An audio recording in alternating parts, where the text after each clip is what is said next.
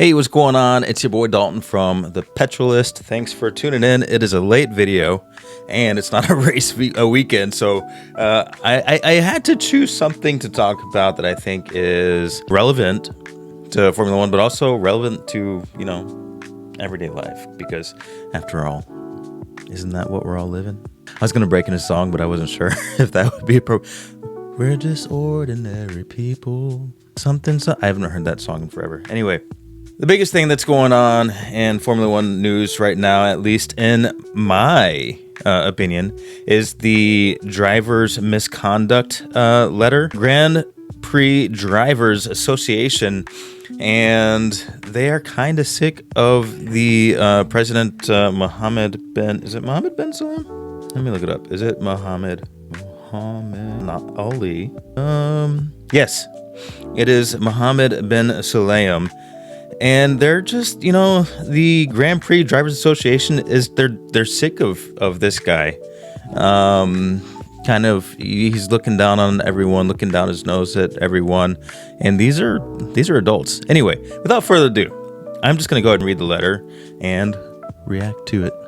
As in the case with every sport, competitors must abide by the referee's decision, whether they like it or not. Indeed, whether they agree with it or not.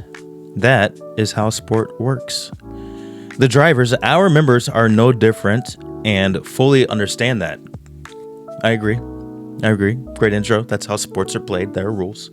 Otherwise, it would just be activities.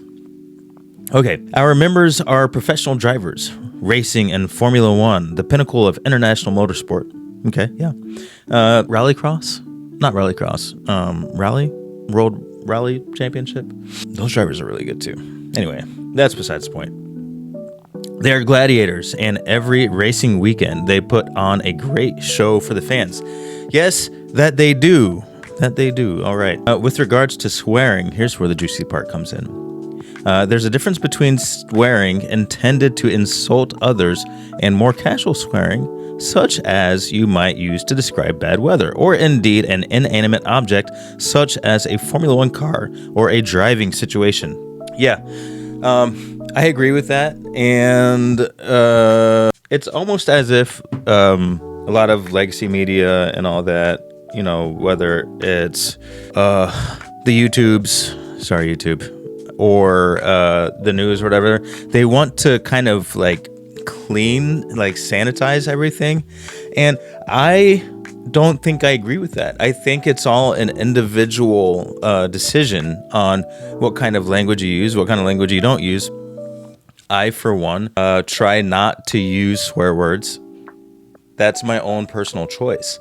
I don't think that nobody else should use them just because I don't use them. And I'll tell you what, I used to use them. I still do. I still am tempted to throw out an F-bomb or the old S-word every once in a while, depending on the situation. And I try to catch myself. To not. But when you're in immediate danger or somebody crashes into you, I have had that happen on a racetrack. Like I've said on previous videos, nice, warm, fuzzy words are not the words that come to mind. And I honestly don't blame any driver for that. And also, if you don't want the childrens to hear the drivers cussing and swearing, guess what? Don't broadcast it. Can you imagine if the NFL broadcast every word that came out of the players' mouths, or NBA or whatever? We didn't used to do that. I don't know why we do it now, and I don't know why we pretend that we can't survive without it. Okay. We urge the FIA president to also consider his own tone, yes, and language when talking to our member drivers, or indeed about them, whether in a public forum or otherwise. Further, our members are adults. They do not need to be given instruction via the media about matters as trivial as swearing or wearing jewelry and underpants. I didn't hear about the underpants thing. I'm not sure what that's about. Not sure I really care to know what that's about, to be quite frank. The Grand Prix Drivers Association on countless occasions expressed its view that driver monetary fines are not appropriate for our sport. For the past 3 years, we have called upon the FIA president to share the details and strategy regarding how the FIA's financial fines are allocated and where the funds are spent. Where does the money go? Has anybody ever really asked? Does it go to charity? Or does it go into an FIA leadership pool and everybody just kind of like gets to divvy it up at the end of the year?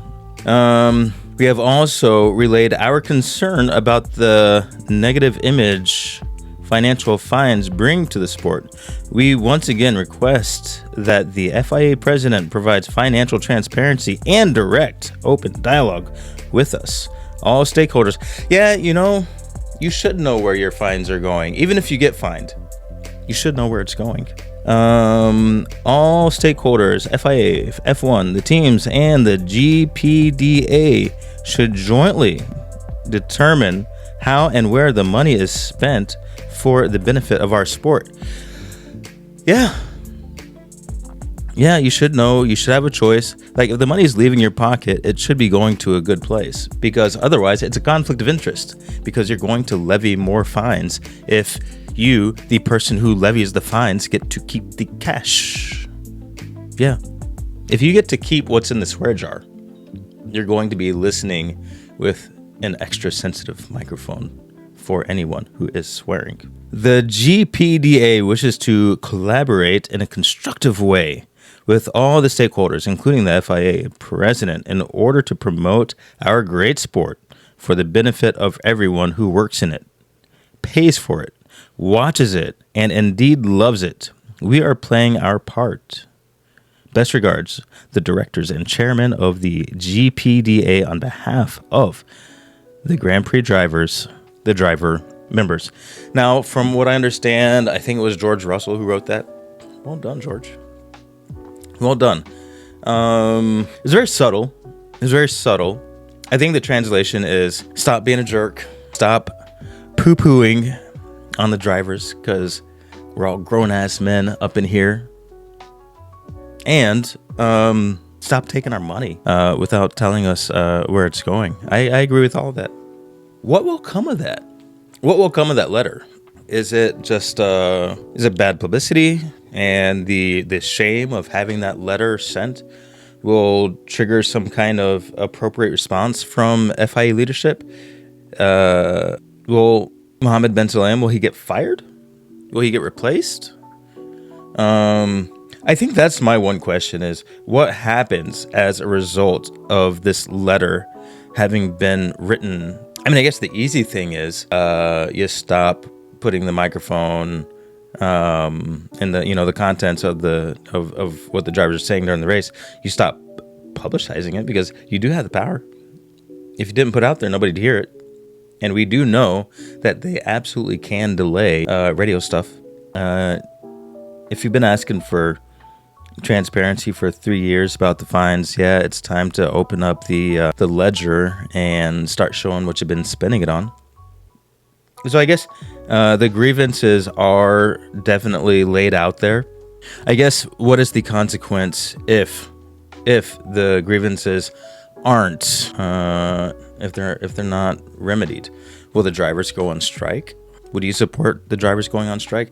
Honestly, I kind of would. I kind of would support the drivers going on strike.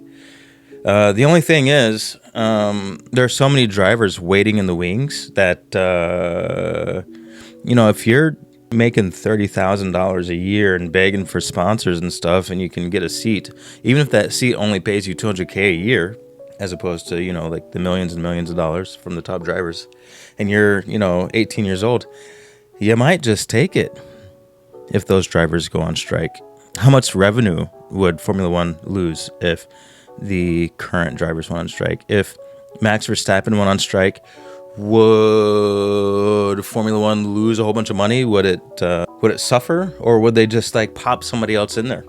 Because let's be honest, more than 20 people on this big old planet of 8 billion people can drive those cars, because there are tons and tons of people who train all their lives from when they're itty bitty teeny tiny little toddlers, toddlers, I don't know, all the way up till, 17, 18, whatever it is, when they have the physical strength and the mental prowess to drive the cars.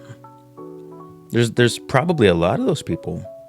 I'm not one of them, but I guarantee there are more than 20. So would those guys just come in and take over? Would the sport go on? I don't know. Rambling. But like I said, I do think it's a sign of the times.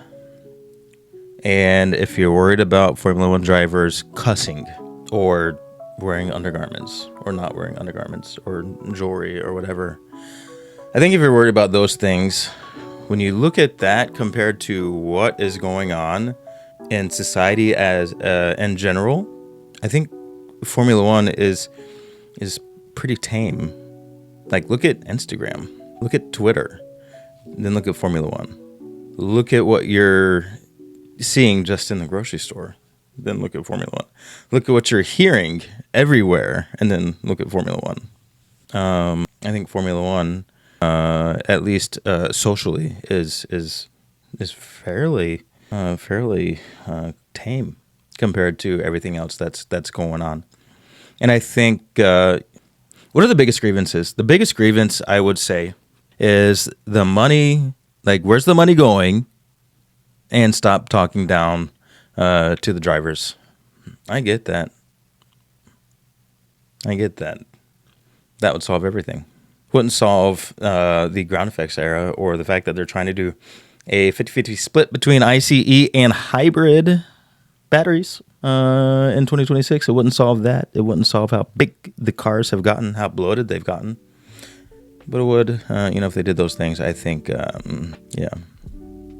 Too many rules strangles the gladiator spirit, I think. Like, you expect these people to, drive 200 miles an hour, put themselves in harm's way, and then also be super spick and span and clean and not have any adverse effects with the stress. Be stressed. Don't express stress. Okay. Well, that was it. That was the petrol list. There's no race going on to react to, so why not react to a letter? Okay, that's it. Thanks for watching. I'll see you next time. Happy Veterans Day. Happy Marine Corps birthday. Okay, now I'm out.